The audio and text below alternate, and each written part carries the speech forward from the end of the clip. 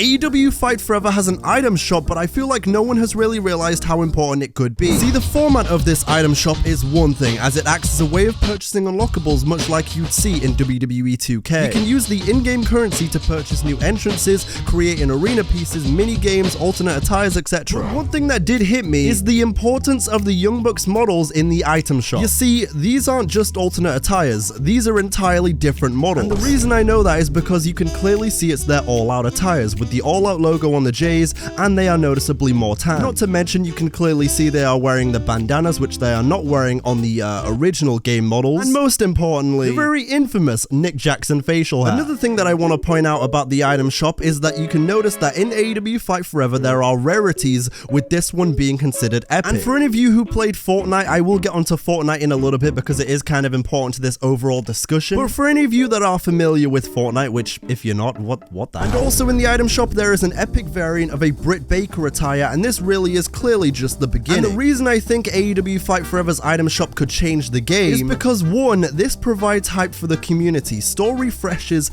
and just the general updating of this game with, you know, updated attires or updated models, you know, maybe once a month, every couple of weeks, for example. They could do, you know, the new Double or Nothing attires, you know, if the game was out right now. This is something that us WWE 2K fans have been clamoring for years, and they could even update the item shop for special attires. Say for example on Dynamite, if the Young Bucks wear a really fire, you know, beloved attire, then they could work on that for a couple of weeks in the development cycle behind the scenes, update the game with the new attire like a week later. I think it would work. It would certainly incentivize people to keep coming back to play this game, because without anything like community creations at current time, this would be a great way to keep engaged with the community, keep us all interested, and circulate brand new attires and models without us having the ability to upload them online ourselves. It keeps casual players intrigued because they want to keep checking back in the item shop, and it also keeps content creators making videos on this game because you're constantly giving us fresh content to work with. And obviously, it goes without saying, but this is a little bit, you know, reminiscent of Fortnite. A small part of what made that game so damn replayable and addicting is the item shop, the battle pass, and consistent updates. New skins, new variants, new modes keep people coming back for more. And this isn't necessarily limited to just alternate attires or models. It could be new match types such as trios matches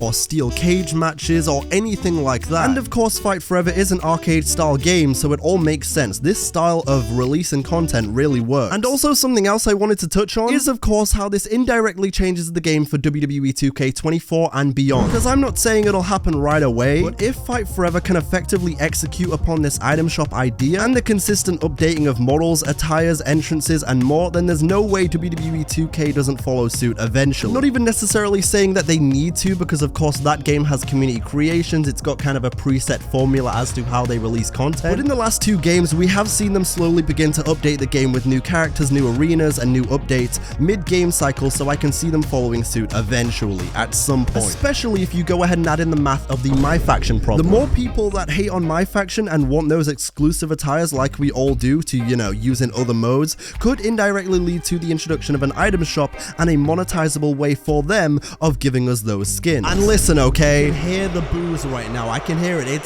Stop. I know what you're saying, Deonte. We don't want more microtransactions in our games. Fuck you, dude. Listen, I know. The same way. I don't want any more microtransactions in 2K or in any game. But this is 2K we're talking about here. I mean, come on. If they ever did copy the item shop idea for themselves, it's totally how they do it. This that I'm talking about in the item shop would be still on top of the DLC that you get in the season pass. When it comes to the DLC for Fight Forever, which I'll probably talk about more in a future video, but they have set themselves up in a way where they can basically keep dropping DLC packs for current and new AEW stars, and then they can expand into, you know, maybe an NJPW collab pack. Because obviously AEW, as we know, has that working relationship with New Japan. Obviously we've got the pay-per-view coming up known as Forbidden Door, which is, you know, NJPW x AEW. So there's that working relationship there, and so there is really no reason why eventually in this game they couldn't do a little crossover where we get, you know, Okada and Shibata and Suzuki and whoever else you want to put in that pack. Hell, they could even do a Ring of Honor pack as well for new Ring of Honor stars. You know, someone like Willow Nightingale I'd love to see in AEW Fight Forever. That right there is obviously me talking about future AEW Fight Forever DLC packs, but where does the item shop factor into that discussion? Well, what I think would be cool and something that I can totally see them doing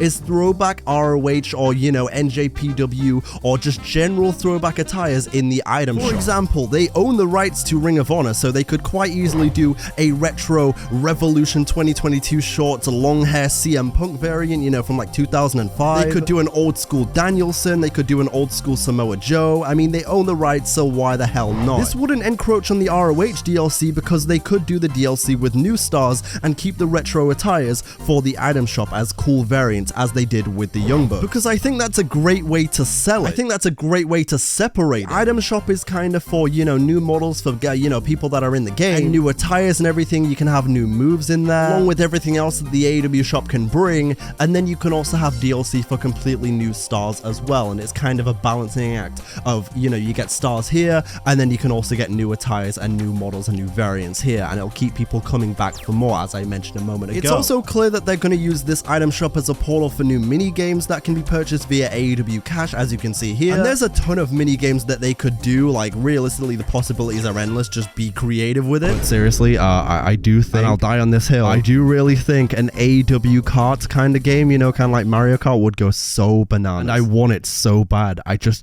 never played WWE's Crush Hour, but at the same time, I think that kind of game, I could see them doing that too. I think that was kind of like WWE's take on like a Rocket League kind of game. Not Rocket League, but like, you know, destruction of cars and...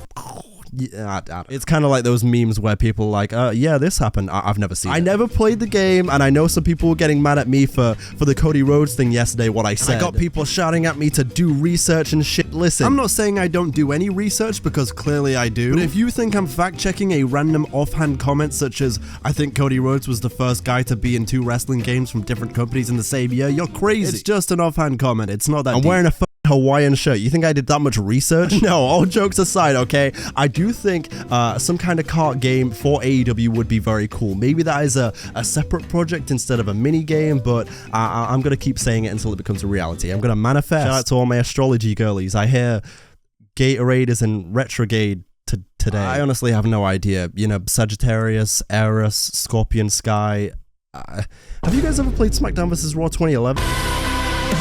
You also know that via the challenges menu in AEW Fight Forever, there are weekly and daily challenges that give you AEW cash, and it kind of leads me to believe that this cash is going to play a much bigger role in the game than just buying the initial unlockable. I do think that they are kind of setting themselves up to do something that wrestling games have never done before with this item shop, with the updating of models being introduced via free updates, and if they can execute upon this really well, it genuinely will change wrestling games forever. Like, it's certainly going to make WWE 2K kind of step up their game when it comes to this kind of thing, and whether you want to believe that or not, I do think it will. They could even put harder difficulties in the shop if they wanted. I mean, we already see the elite difficulty there. I am actually very excited to see what kind of different attires they put in the store, and what kind of different models they eventually put in there, and kind of what rarities they class certain things as, because like, what is a legendary attire to them? Would it be the CM Punk 2022 Revolution attire? Is that a legendary attire? I think so. And as I just said, there is a moves tab in the shop. Now listen, AEW games, if you want to keep updating this game with new moves and new animations, and just, you know, via updates and